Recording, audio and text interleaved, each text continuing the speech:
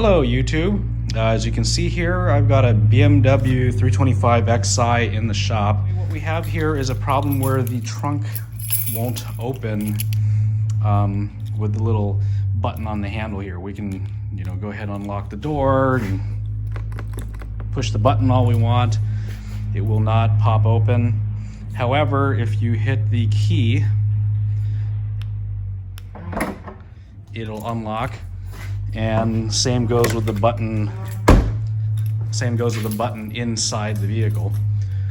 So we're going to do a quick video on how to troubleshoot this and see where the problem lies. All right. So what we've got here is we've got the trunk open now, and we just need to take off the inner panel here. It's not a very difficult job. There's a couple of Phillips screws that are somewhat hidden. You have to actually get some light on it. The screw heads themselves actually has a little bit of this felt on it to kind of hide the fact that there's two screws there. And we've got these typical plastic fasteners here that we can use a little cat claw tool like this underneath to pry them out. It's just one of those typical, you've probably seen them on my channel before, these typical fasteners where you've got to pull the inside part to get these ears to squeeze through the hole. So we'll go ahead and take all of these off, as well as these two screws.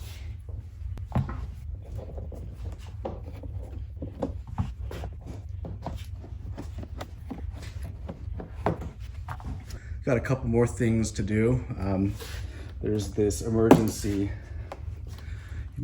hatch handle. So if you're trapped in the trunk, you can pull this and unlock the trunk. All right, let's see if this gives you a better view. This centerpiece right here with the hole in it, use my screwdriver to point at it. This centerpiece right here needs to be pushed that way to release the cable end that's right here. Sometimes you can do this with just finger pressure. So we'll just push down. And when that's pushed down, that gives the cable just enough space to release off of that hook. Unscrew this piece right here, which allows the toolkit to fall down like so. We'll need to unhook this piece from the inside of the trunk lid here. So you can just lift up a little bit, take this piece and turn it 90 degrees. As you can see here, the end on the lid side came off. And then once you have that out, the whole inside of the trunk comes out. We just need to remove this plastic bit right here. Let me zoom in on it. And to remove that, pretty simple ordeal. We just need to use a trim tool like this to pull on these ears this way towards the back. Just pull on it and it should come out like so. So once that's out, we have access to the connector, the electrical connectors for the trunk lid switch right here. So this bundle of wire goes up to the button, and these are the wires that we will probe here and see if we can make the trunk lid actuate. I'll show you what I've got. I've got a jumper lead set up, basically just a cable here that I've got little probe ends on. You could just take a simple piece of wire and strip it and accomplish the same thing. You don't need to have any fancy equipment here. So what we're gonna do is we're gonna jump a couple of the terminals in here just to make sure that the wiring integrity between the trunk lid here all the way back to the body control module. The wires that we are interested in are the two outer wires on this connector.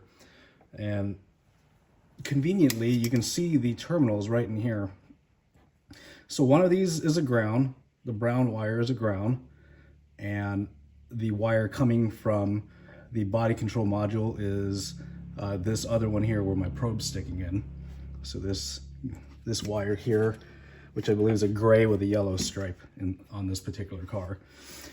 So what we're doing here is we're checking to make sure that the body ground is good and the wire going to the body control module is good as well. So if we jump these two and we hear the actuator do its thing, then we know that the wiring is good and the switch is bad. So this proves out that the ground wire is good and the wire coming from the body control module is good. And essentially we've just bypassed the switch on the back of the trunk lid.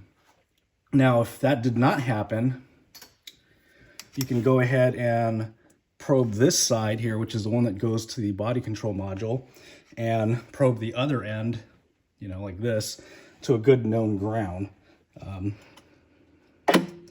So I'm just probing the latch here at the bottom of the trunk opening, which is a good solid ground. I can see shiny metal, so it's a good ground signal.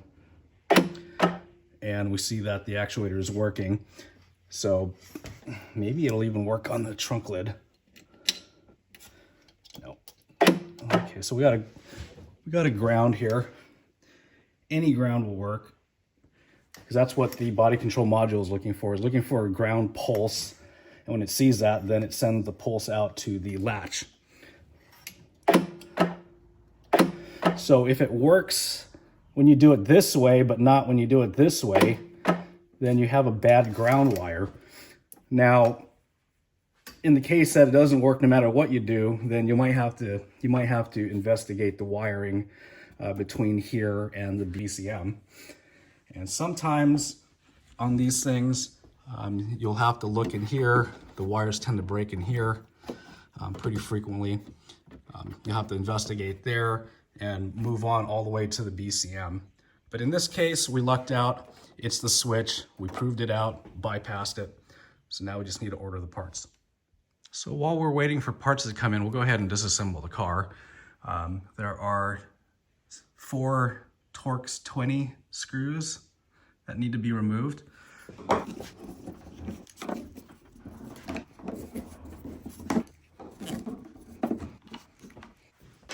All right, so got the 4 screws out, and this trunk lid panel should just come right out. Might have to finagle it through the hole in the body here, but it should come out with a little bit of gentle persuasion. So you can see here that switch is dead. So now that we got this loosened, we can go ahead and unplug it from the trunk. So go ahead and grab the connector. These connectors are kind of tight, so just take your time and pull, and it should come apart. So we'll go back to the top side here, and that wire should just come right out. This looks like an aftermarket piece. I believe the originals were painted the same color as the body. I talked to the owner, and he was just like, just replace it with a cheap one. We'll go ahead and get that ordered, and I'll get the camera rolling once the part's in. All right, so I'm back. We got the part from, I believe, Amazon. That's where we sourced this part. Here's the part number. Just a El Cheapo Chinese part. They're really easy to replace, so it's not like you have to take a lot of apart to get to these. So probably just last a little while, but you get what you pay for. So here's the new piece, and basically just reverse of removal. So we'll go ahead and move this down. I went ahead and took the liberty to clean this area. So I will note that the wiring needs to go through a hole that's right here. You probably can't see it that well, but here's my finger going right through it. See it? That's where the wiring needs to go through. Let's see if we can make this happen.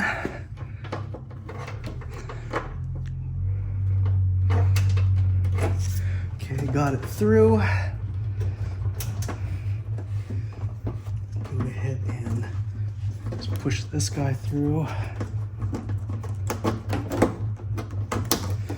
right, so we'll go ahead and tighten the 4 Torx screws and get back to you.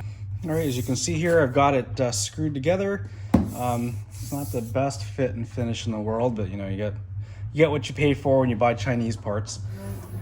Now we'll just connect the plugs together here and test for function before we do anything else. So that's plugged in. So that looks good. Let's see if the license plate lights work. So I'll turn the headlights on.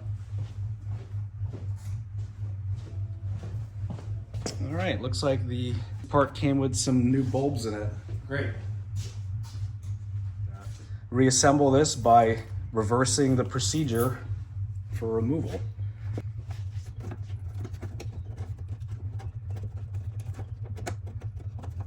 So you just want to clip the connector back in its retaining clip here so that it doesn't just dangle around inside the trunk lid.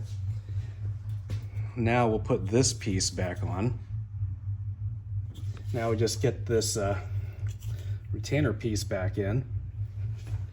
It's just a matter of getting the emergency cable out of the way, slotting this piece right here, and then pivoting it towards the bottom of the opening here until it snaps into place. So now we just need to offer up the inside trim panel. So one thing to note, we'll want to feed that emergency release cable through and try to balance everything while we're doing that. Sometimes it helps to have an assistant.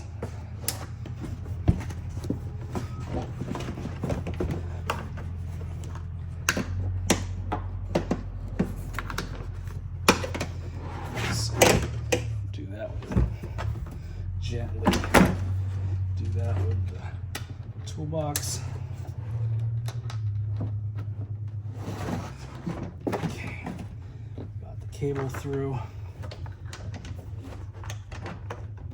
It's just a lot of juggling around of parts. So as you can see there, I've got the, hopefully you can see kind of, I got the toolbox back into place. Quite literally reverse of how we took it off. Threaded in a few turns.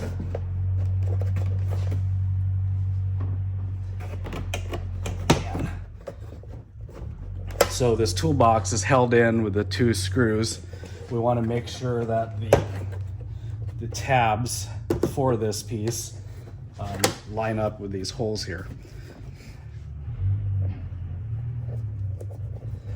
Now I got it in the hole first try. There we go. Not entirely sure what the torque spec is. Just go snug, don't reef on it. Tighten this up the rest of the way. We'll get the handle. So we'll just snap it back into its little groove right here. So,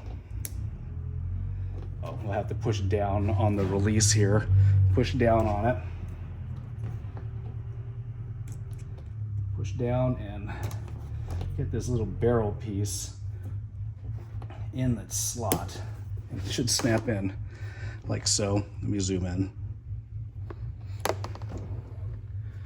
So hopefully that shows you something.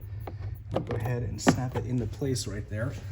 And now we could just put the rest of the plastic fasteners in. You have to have this centerpiece pulled out so that these ears can squeeze in and make it through the hole.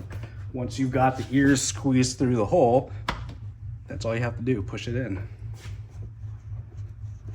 If you guys are wondering what the noise in the background is, I think that's a neighbor.